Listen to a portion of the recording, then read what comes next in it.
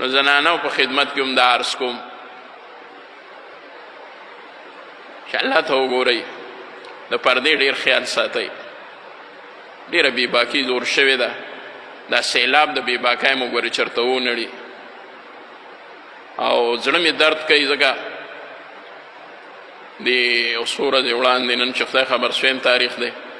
14 اګستو نو زه نه موبایل ګورم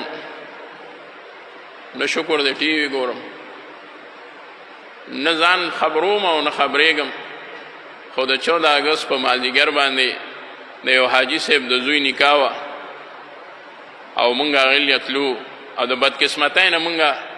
به دا ووو چې مونږ په موټروی لانړو هلته یو بل ځای کې افتتاح وه هغې له تللی وم نو د هغې په وجه باندې په غازي باندې د ټوپای باندې وتو هغه ووایي چې دا خو لارې بندې دي تاسو موټروی ته ورشئ مونږ به د هغې یو ځای نه واپس څنګه راځو پکې نه مونږ 1.5 ګنټه کې تقریبا 3-4 کیلومیټره لار واله 1.5-2 ګنټې کې یقین وکئ کورونه ټول خالی شوي ښځې ټولې سره د سړو د ماشومانو د بچو راغلي او هېڅ پته نه لګېده چې څه له راغلي تاسو یقین وکئ اوږې تږي ګرځېدل خو په دغه ورځ باندې څوک په کور کې نه و پرېښودي هغی نه ورسره غم و دا ټیم و دا وخت او ښځې لا دقه چیلونه یې هم په سر کړي ما دې ته وګوره چیلونه یې هم په سر کړي او اوبو کې هم هغوی ګرځېدې مونږ خو د روډ د پاسه مجبوري وه چې ناست وو دقه شان ګاډو کې موز را باندې یو راغی هغه مو داسې کته هوټل کې وکړو او ډېر په تکلیف شو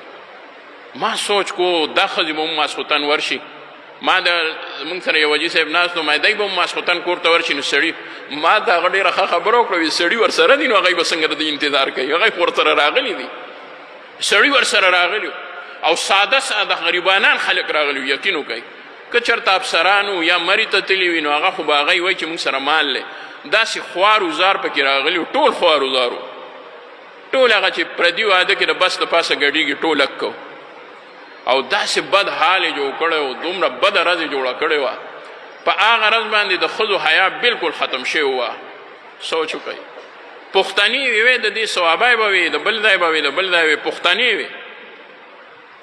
زه خو زنانو ته دا درخواست کوم چې د نن نه یو تبلیغ شروع کوي چې خدای ته وګورئ بهر مه وځئ بلا ضرورت هر چاته معلومه ده چې بلا ضرورته څه ته وایي زه پکې دا هم نه وایم بلا ضرورته څه ته وایي ډاکټر شو خپل خپلوان شو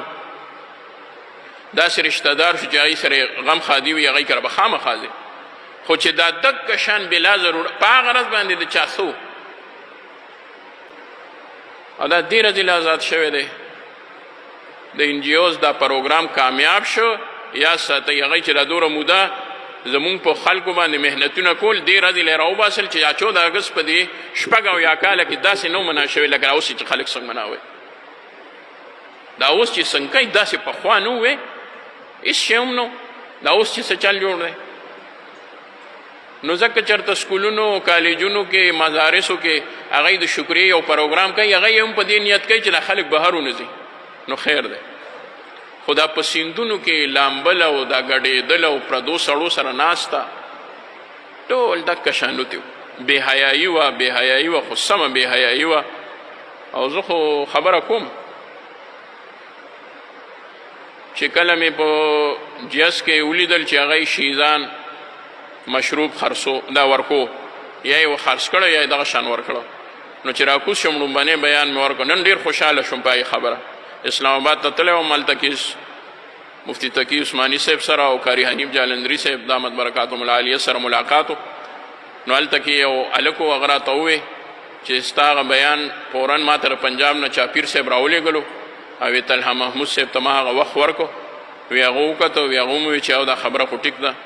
ما که خفه شوی نو بس خفه شوی به خو ما په کار ولا خفګان نه دی موږ ډېره دی له دی هلته نه دي لېږلي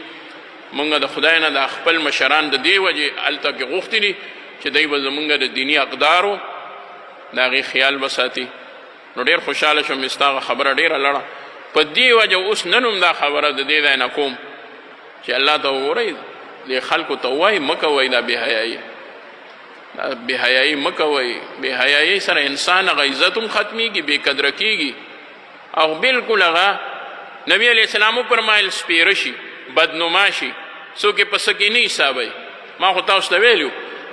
اسلام آباد کې یو ډاکټر ته ناست وم، زنانه ناستې وې، ټولې په یو طرف باندې، نارینه بل طرف باندې، د مجبورۍ ځای دی.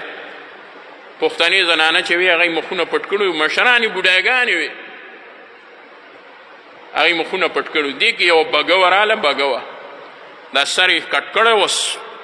دورس په ځان یې چې نه دې کتل ورته نو به دې کتل چې څه بلا راله او چې څنګه را دننه شوه نو څه بد لباس یو. نو هغې پښتنې زنانه چې هر څوک وه هغې وی اوپلغنت شه په تاشه ښځې دې وشرمولې، خدای دې بېخ وباسه. دوره خیرې ورته وکړې، ما وی چې دې ورته په اردو کې ترجمه کړم چې دې درته دا ووې دا یې ووې. قسم دی هر یو بنده ترې نه مخ اړوي دا ویله څه دي،